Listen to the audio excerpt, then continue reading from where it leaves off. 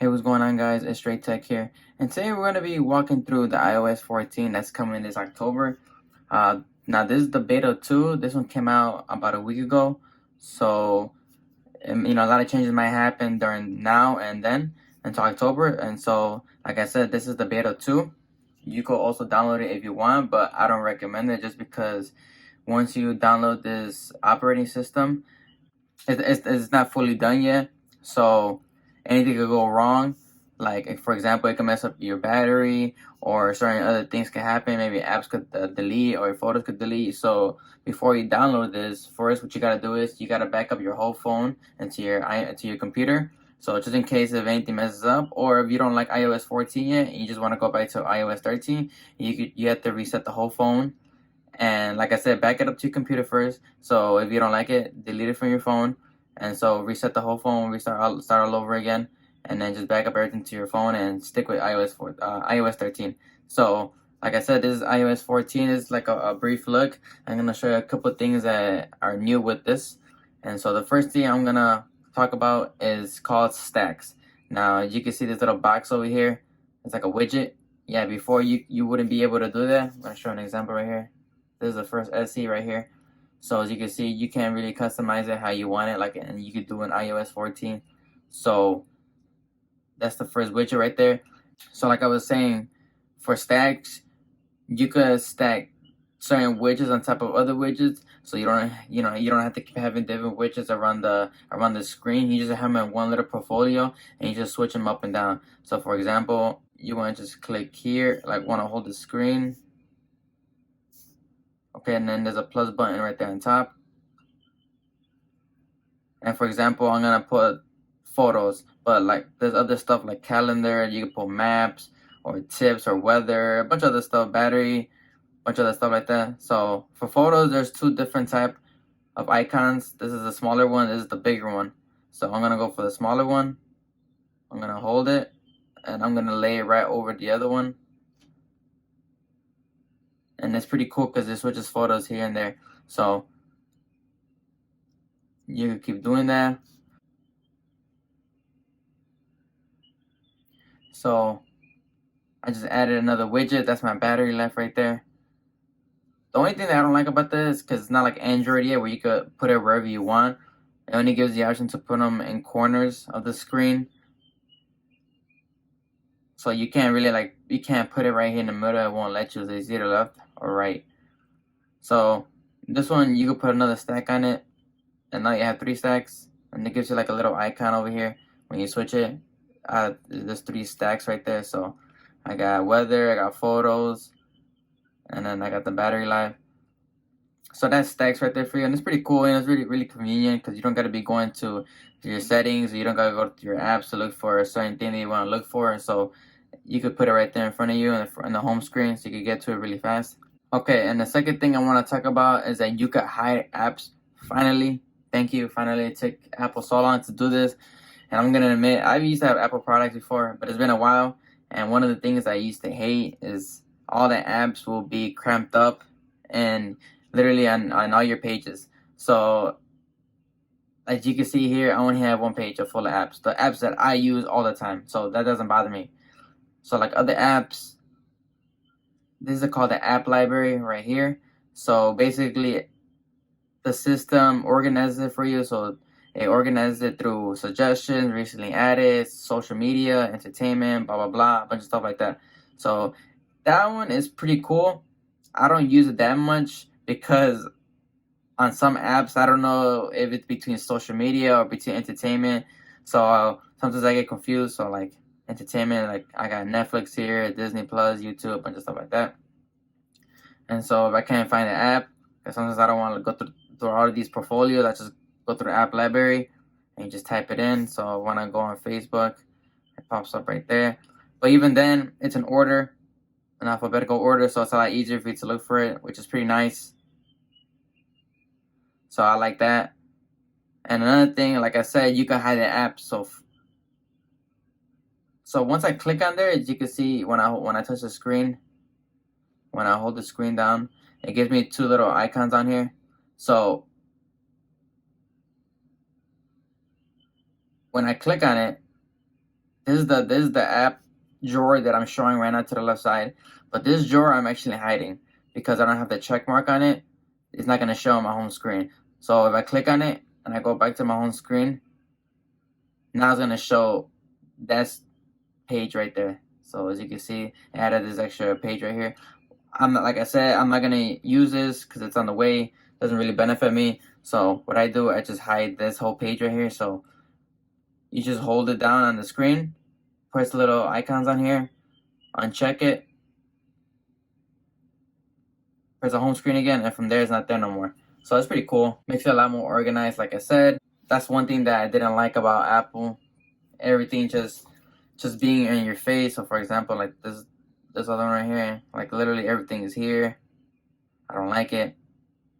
So that's just in my opinion. Finally, they're catching up to Android. So another thing is that when you go to the left side, the widgets are different over here as well. So you can see, so it's a lot more different. The icons look a lot bigger. And so I think it looks a lot more organized and it looks a lot more cleaner in my opinion. Okay, and another thing I'm going to be talking about is that now you can finally search for your emoji. Something that I did love from the Gboard so much. If you can't find a certain emoji that you can't find, you will literally have to go through here and just keep scrolling. But like I said, on the Gboard, you could just look for it and it would pop up right away. So now you can finally just click on emojis and it gives you right here search, like a search bar. So for example, I put fire. And it finally gives me the fire icon right there, or whatever. I want to put baseball. The baseball comes out right there, like in a baseball cap. So I think this is so convenient. Like I said, Android has been doing it for a long time, and I don't want to just make this video to talk bad about Apple. I mean, I'm glad they're making the right moves. I'm glad that they are bringing over the right things to this system. They're not just adding on dumb things, but they're adding on things that are actually useful to people, that are more convenient for people. So that's a good sign. They're heading towards the right direction. Okay, another thing I want to talk about is Siri now. It's a little bit different. I'm not gonna go too depth into it. I'm just gonna show really quick the differences. So before, you will have to hold it down and it will cover the whole screen. And now for the new system, when you hold it, it's just this little sphere right here, the little colorful sphere. The only thing I don't like about it is that even though this is only here, the whole screen is basically being locked. So like I said, it's down here, but if I click up here, it doesn't let me unless after like a couple one press, it exits out on its own. So that's one thing that's different about this. But on this side, you will literally have to exit out of the whole screen, which is kind of annoying. So that's one new thing about Siri. Okay, another thing I want to talk about is, like I said in the beginning of the video, certain things can happen, certain tweaks can happen here and there because the operating system is not full up to date yet. It's only the beta 2. We still have a few months to go until the actual full version comes out. But for me, the only problem that I have experienced with this phone is that sometimes when I take portrait photos, the colors are a little bit off. Like, it's a little bit weird. So I'm going to have a couple examples right here of me taking pictures of my son. So like right here, it's really weird. Like you can see this little blue mark around his right hand. And then you see this weird looking worm on his right cheek. I don't know what's going on there. But like I said, I never experienced this until I downloaded the system. And this was the day after I downloaded the system. So this is one of the issues I was encountering. So this is one of the issues right here. I'm going to show you guys another picture. And you can see right here in his right hand, it's like blue marks around it right here. It looks like a fake arm. I don't know, it looks kind of funny. But like I said, it doesn't come out right. So that's another picture right there. I think I have one more. So yeah, right here, he was up close to the camera. Another portrait mode, as you can see to his right cheek. Doesn't look like it couldn't capture the portrait mode really good. So the blur is not even that well either. The blur should start from right here by his shirt, but it's actually starting right before here. So that's one thing about it. So yeah, that's what I'm saying. Proceed at your own risk. Even before you download it, it does tell you that certain things can happen to your phone when you download the system. So that's just to be aware about it. Don't be surprised if something does happen. So like I said, that's one reason. That's something that I encountered so far from iOS 14. But other than that, everything's been pretty smooth. I like it so far. But I think I'm going to go back to iOS 13 just because I don't wanna have this beta yet. I wanna wait until the full version is out. Tweaks can happen between now and then, so I might go back to it. I don't know. I'm indecisive right now. Okay, another thing is that now when you're recording or when you're about to record something through the mic, it gives you like a little icon on the right corner right here. So for example, if I go to Instagram and I go to the right here, there's like a little green dot right there. So let me go back, and then right away it pops up at the corner right there. So that's one thing right there. That's when you're about to record. So when you're about to record something, it turns green. Okay, so another one is when you're like recording a voice message, a little orange icon comes up to the right corner right here. So if I want to record something through a text message, or if I want to record my voice, a little green icon pops up right there. So that's another difference on this new system. So yeah, there's a couple new features for the new system that's gonna come out later in October. But like I said, there's a new beta too. And there's a lot more things that are in here. You just have to dig through them. You literally have to search through them through the settings. There's a lot of new things here.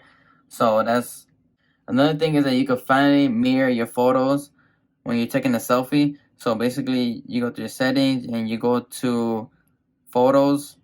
You go to camera, and right here gets the option mirror front camera. So finally, that's one thing that I love about Android, that it would give you the option to do that, but it finally came here.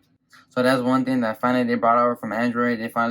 You could finally do mirror front camera. That's something that I like. So look forward to that, to the iOS 14. So yeah, those are a couple things that I've noticed from upgrading to iOS 14. I'm pretty sure a lot more new things are going to be coming out through the months that go by. And there is still a lot of things that I didn't talk about, but there's just things that I'm not really familiar with. There's a couple things that I know right away off the bat. Like I said, if you guys want to download this, I'll put the link down below. Just read through the instructions. Make sure you back up your phone to a computer. Like I said, make sure you back it up just in case if you don't like it, or if something is messing, if it's messing up your phone, if your battery life's messing up, you want to delete it. Just make sure you back up your phone. Okay, so like and subscribe. I'll see you guys next time.